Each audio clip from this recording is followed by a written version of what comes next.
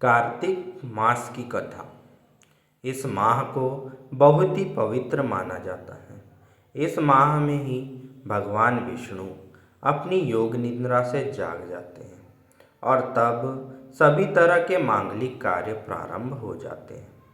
इसी कार्तिक मास में दीपावली का महापर्व आता है। पुराणों में कार्तिक मास की महिमा का वर्णन मिलता है। इस माह में दीपदान, स्नान, विष्णु पूजा और तुलसी पूजा के साथ ही पौराणिक कथा सुनने का बहुत ही खास महत्व होता है।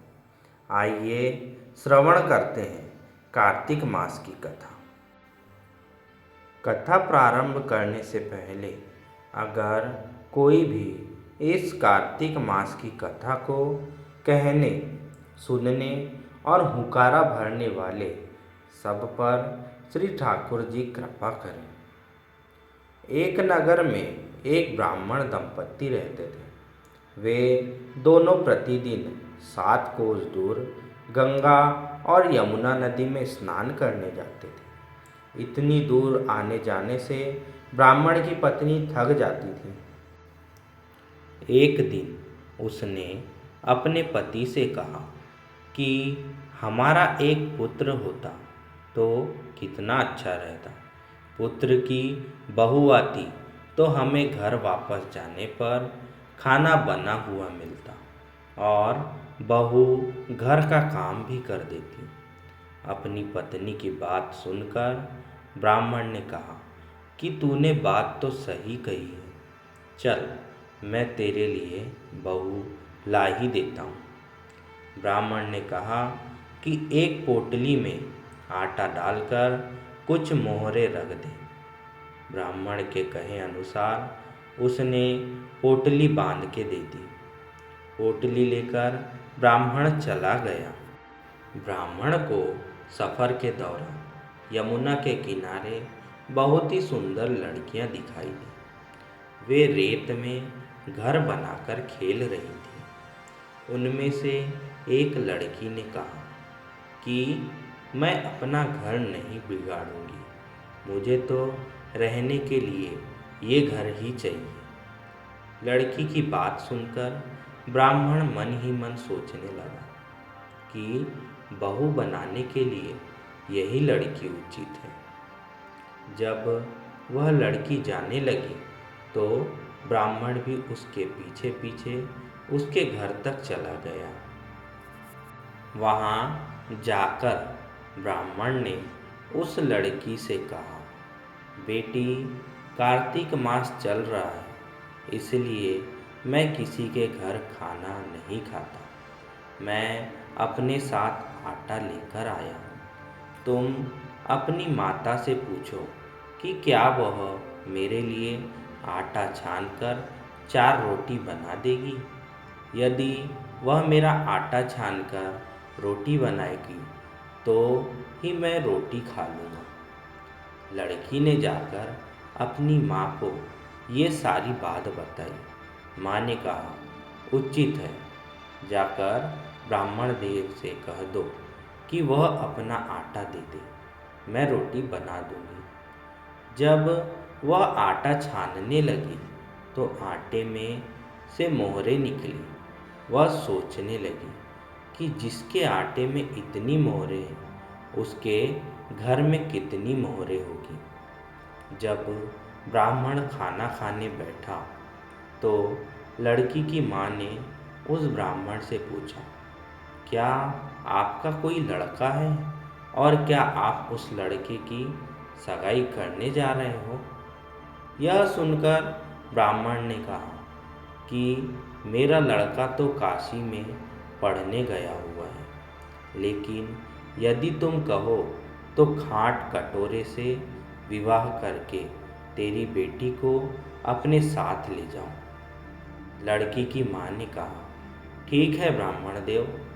इस पर लड़की की माँ ने लड़की की खाट कटोरे से शादी करके ब्राह्मण के साथ भेज दी। ब्राह्मण ने घर आकर कहा, रामू की माँ, दरवाज़ा खोलकर देख, मैं तेरे लिए बहू लेकर आया। ब्राह्मण की पत्नी भीतर से ही बोली, हमारा तो कोई बेटा बेटी नहीं है, तो बहू कहाँ से लाई? दुनिया ताने मारती थी, अब आप भी मारने लगे। ब्राह्मण ने कहा, तू दरवाज़ा खोलकर तो देख। जब ब्राह्मणी ने दरवाज़ा खोला तो सामने बहू को खड़ी देखा। उसने बहू का स्वागत किया और आदर सत्कार से अंदर ले गई। अब जब ब्राह्मण अपनी पत्नी के साथ नदी स्नान करने जाता तो पीछे से बहू घर का सारा काम करके और खाना बनाकर रखती थी। वह उनके कपड़े धोती और रात को हाथ पैर भी दबाती थी। इस तरह बहुत दिन बीत गए। ब्राह्मणी ने अपनी बहू से कहा कि बहू, कभी भी चूल्हे की आग मत बुझने देना और मटके का पानी खत्म मत होने देना। परंतु एक दिन चूल्हे की आग बुझ गई। यह देखकर बहू घबरा गई और भागी भागी अपनी पड़ोसन के पास गई और कहा कि मेरे चूल्हे की आग बुझ गई है, मुझे थोड़ी सी आग चाहिए। मेरे सास ससुर सुबह 5 बजे से गए हुए हैं, वह थके हुए घर आएंगे, इसलिए मुझे उनके लिए खाना बनाना है।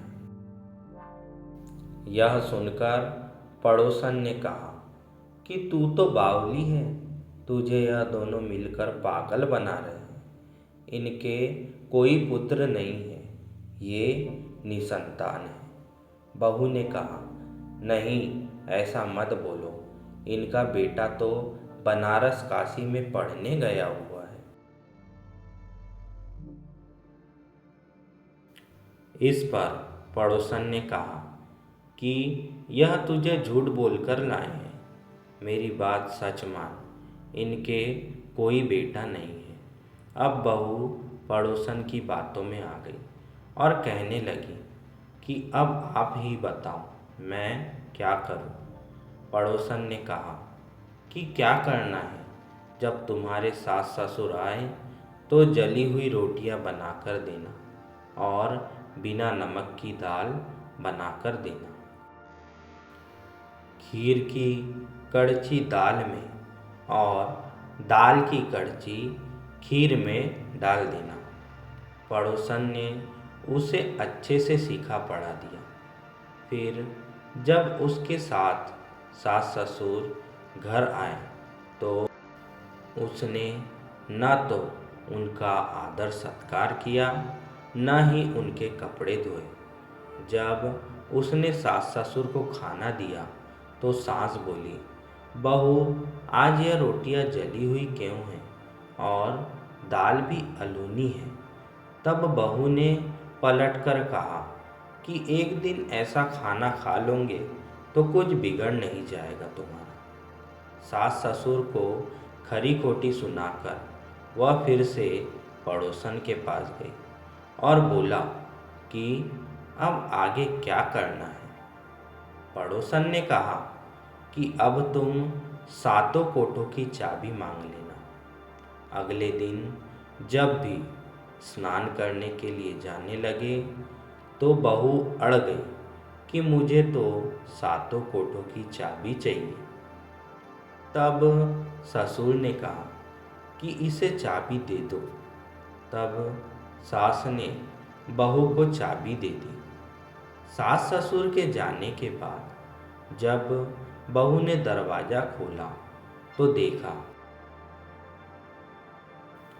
कि किसी में अन्न भरा है, किसी में धन भरा है और किसी कोठे में बर्तन पड़े हैं। जब उसने सबसे ऊपर का 7वां कोठा खोला तो उसमें देखा कि शिव जी, पार्वती माता, गणेश जी, लक्ष्मी माता जी, पीपल पतवारी, कार्तिक के ठाकुर, राई दामोदर, तुलसी का बिड़वा, गंगा यमुना और 33 कोटि देवी देवता विराजमान हैं।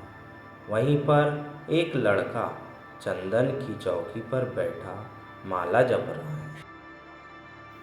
यह सब देखकर उसने लड़के से पूछा कि तुम कौन हो?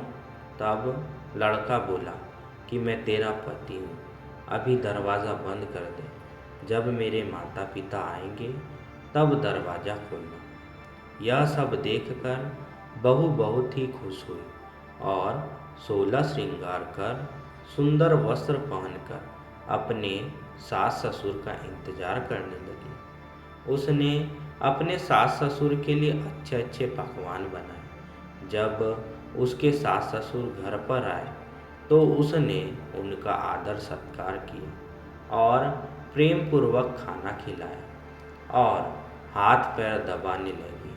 पैर दबाते दबाते बहू ने कहा कि माँ, आप इतनी दूर गंगा यमुना स्नान करने के लिए जाती हो तो आप थक जाती हो, इसलिए आप घर पर ही स्नान क्यों नहीं करती हो? यह सुनकर सास कहने लगी कि बेटी, गंगा यमुना घर पर तो नहीं बहती। तब उसने कहा, हाँ माँ जी, बहती है, चलो मैं आपको दिखाती हूँ। जब बहू ने 7वां कोठा खोलकर दिखाया तो उसमें शिव जी, पार्वती जी, गणेश जी, लक्ष्मी जी, पीपल पतवारी, कार्तिक के ठाकुर, राई दामोदर, तुलसी जी का बिड़वा, गंगा यमुना बह रही है और 33 कोटि देवी देवता विराजमान है। वही चौकी पर बैठा एक लड़का माला जप रहा है। माँ ने उसे देखकर कहा कि बेटा तू कौन है? लड़का बोला, माँ मैं तेरा बेटा हूँ। तब ब्राह्मणी ने पूछा कि तू कहाँ से आया है? लड़के ने जवाब दिया कि मुझे कार्तिक देव ने भेजा है। माँ ने कहा, बेटा यह संसार कैसे मानेगा कि तू मेरा बेटा है? माँ ने कुछ विद्वान पंडितों से मदद मांगी। पंडितों ने कहा, इस पार बहू बेटा खड़े हो जाए और उस पार माँ खड़ी हो जाए। माँ ने चमड़े की अंगिया पहनी हो और छाती में से दूध की धार निकलकर बेटे की दाढ़ी मूछ भीगे और पवन पानी से गठ जोड़ा बंधे, तब मानेंगे कि यह इस माँ का ही बेटा है। उसने ऐसा ही किया। चमड़े की अगिया फट गई और छाती में से दूध की धार निकलकर बेटे की दाढ़ी मूछ भीग गई। पवन पानी से बहू बेटे का गठजोड़ बंध गया।